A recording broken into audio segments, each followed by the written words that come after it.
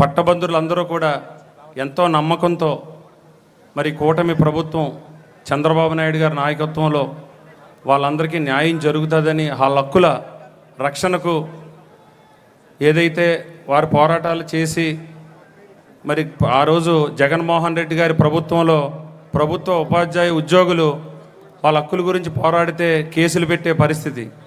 మరి ఈ కూటమి ప్రభుత్వం మరి మంచి ప్రభుత్వం అని చెప్పుకుంటూ మనం అందరం కూడా చంద్రబాబు నాయుడు గారి నాయకత్వంలో మరి అందరికీ కూడా న్యాయం జరుగుతుందని నమ్మకంతో రాజేంద్ర ప్రసాద్ గారిని అలాగే ఈస్ట్ వెస్ట్ నుంచి నన్ను అఖండ విజయంతో గెలిపించిన మేధావులైన పట్టభద్రులందరికీ కూడా అదేవిధంగా మా గెలుపుకి కారణమైన 34 నియోజకవర్గాల ఎమ్మెల్యేలు, మంత్రులు, ఇన్ఛార్జ్ మంత్రులు, ఎమ్మెల్సీలు, కూటమి నాయకులు అందరికీ కూడా పేరు పేరున ప్రత్యేకమైన ధన్యవాదాలు తెలుపుకుంటూ మరి ఈరోజు మనందరం కూడా మరి ఈ రాష్ట్రంలో విద్యా వ్యవస్థని బలోపేతం చేయడానికి మన యువ నాయకులు లోకేష్ గారు కూడా ప్రత్యేకమైన శ్రద్ధ తీసుకుంటూ కింద స్థాయి నుంచి కూడా మరి విద్యా వ్యవస్థను బలోపేతం చేయడానికి ఆయన ఎన్నో నిర్ణయాలు తీసుకోవటం ఇవన్నీ కూడా మనం ప్రజల్లోకి తీసుకెళ్ళవలసిన బాధ్యత ఎంతైనా ఉంది. ముఖ్యంగా నా ఈ గెలుపుకి లోకేష్ గారు ఆ రోజు కౌంటింగ్ రోజున ప్రతి నిమిషం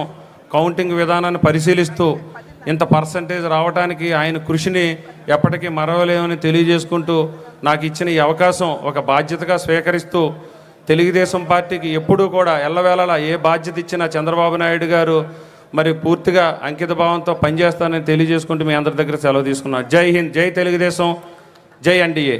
మరి తండ్రికి మించిన తనయుడిలాగా ఒకరోజు నేను వారింటికి వెళ్ళినప్పుడు ఆయనే నన్ను పిలిచి, అన్న నువ్వు పోటీ చేయాలి అని అంటే నేను ఆయన వెనక చూసి నవ్వితే ఆయన వాటేసుకొని, నువ్వు నవ్వటం ఇవ్వటం చేయబాక, నువ్వు ఖచ్చితంగా పోటీ చేయాలి, ఏదైనా ఉంటే నేను చూసుకుంటానని చెప్పినటువంటి యువ నాయకుడు లోకేష్ బాబు గారు. ఆ రోజు నుంచి ఈ ప్రస్థానం 6 నెలల నుంచి జరుగుతూ ఉంది, ఎన్నికల ప్రస్థానం. ఈ 6 నెలల నుంచి కూడా ఆ తర్వాత పెద్దలు మన జాతీయ పార్టీ అధ్యక్షులు ఈనాటి ముఖ్యమంత్రి చంద్రబాబు నాయుడు గారు కూటమితో చర్చించిన తర్వాత నా యొక్క క్యాండిడేచర్ని అనౌన్స్ చేయడం జరిగింది. ఆ తర్వాత జరిగినటువంటి పరిణామాల్లో ఈ 6 నెలలు కూడా ప్రతి నిమిషం కూడా ఏ రకంగా ఎన్నికలను జరపాలి, ఎట్లా జరపాలి, ఏ విధంగా జరిపితే బాగుంటుందని చెప్పి ఎప్పటికప్పుడు ఆయన ఇన్ఛార్జీలని వేయటమే కాకుండా ఆ ఇన్ఛార్జీలని ఏ రకంగా చేయాలని చెప్పి వారికి చెప్పే విధానం కానీ నిజంగా ఆరితేరిన నాయకుడిలాగా నాకు కనపడినటువంటి వ్యక్తి నారా లోకేష్ గారు అని చెప్పి సందర్భంగా మనం చేస్తా ఉన్నాం. ఎందుకంటే నేను అందరినీ చూసా. స్వర్గీయ నందమూరి తారక రామారావు గారిని చూసా. ఆ తర్వాత చంద్రబాబు నాయుడు గారితో 35 ఏళ్ళుగా పనిచేస్తున్నాను. కానీ ఈ రోజున లోకేష్ గారి యొక్క పనితీరుని మనం చూస్తూ ఉంటుంటే ఒక్కొక్కసారి ఎంత స్ట్రైట్ ఫార్వర్డ్గా మాట్లాడుతూ ఉంటారంటే పాయింట్ బ్లాంక్గా మనం ఏదో చెప్పి ఏదో సాధిద్దాం అనుకుంటే మాత్రం ఆయన దగ్గర కుదరదు అని చెప్పి మనం తెలుసుకోవాల్సినటువంటి అంశం అని చెప్పి నేను ముందుగానే గుర్తించా. అందుకే నేను ఎప్పుడు వెళ్ళినా కూడా ముఖస్థరిగా నాకు కావాల్సింది ఏందో చెప్తాను, అవసరం ఏందో తీసుకుంటాను. ఆ రకంగా ఆయన యొక్క మార్గాల్లో మనం అందరం కూడా నడుచుకుంటూ ఈ రోజున 6 నెలలు ఈ ఎన్నికల్ని జరిపారు అంటే మరి ముఖ్యంగా 15 రోజుల క్రితం నుంచి అంచెలంచెలుగా ఏ రకంగా ఈ యొక్క ప్రోగ్రెస్ మనకు కనబడిందంటే ప్రతి ఒక్క గ్రామంలో కూడా గ్రామ పార్టీని కూడా కార్యోన్ముఖులను చేసి ఈ ఎన్నిక వైపుకు తీసుకెళ్ళినటువంటి విధానం.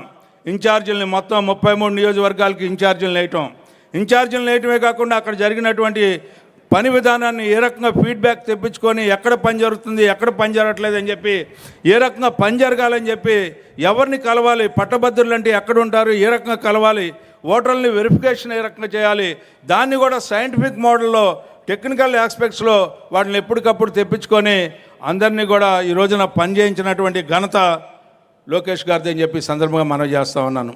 ఆ రకంగా 33 నియోజకవర్గాల్లో ఉన్నటువంటి శాసనసభ్యుల్ని, పార్లమెంట్ సభ్యుల్ని, పార్లమెంట్ పార్టీ అధ్యక్షుల్ని, అదేవిధంగా ఇన్ఛార్జ్ మంత్రుల్ని అందరినీ కూడా ఎవరిని శాసించకుండా పని వైపుకి మరలించి ఆ పనిని సఫలం చేసినటువంటి నాయకత్వం ఈరోజు మా విజయం అని చెప్పి సందర్భంగా మనం చేస్తూ ఉన్నా.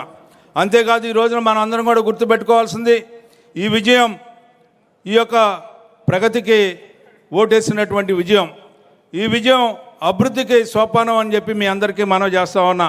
ఏ చారిత్రాత్మకమైనటువంటి విజయాన్ని గతంలో ఇచ్చారో అలాంటి విజయాన్ని ఈ రోజున మరి చేజారిపోకుండా కాపాడుకోవడానికి మన అందరం కూడా కలిసి నడవడానికి మరొకసారి మద్దతు పలకడానికి మాకు ఇచ్చిన విజయంగా నేను భావిస్తూ, అలాంటి విజయం అందించినటువంటి మీ అందరికి కూడా పేరు పేరున కింద కార్యకర్త నుంచి పైన నాయకత్వం వరకు, మరి ముఖ్యంగా ఇలాంటి ఎన్నికల్లో నన్ను నుంచోబెట్టి గెలిపించినటువంటి చంద్రబాబు నాయుడు గారికి, అదేవిధంగా పవన్ కళ్యాణ్ గారికి, పురంధేశ్వర్ గారికి, నారా లోకేష్ గారికి నా హృదయపూర్వకమైనటువంటి ధన్యవాదాలు తెలుపుకుంటూ మీ అందరి దగ్గర సెలవు తీసుకుంటా ఉన్నాను.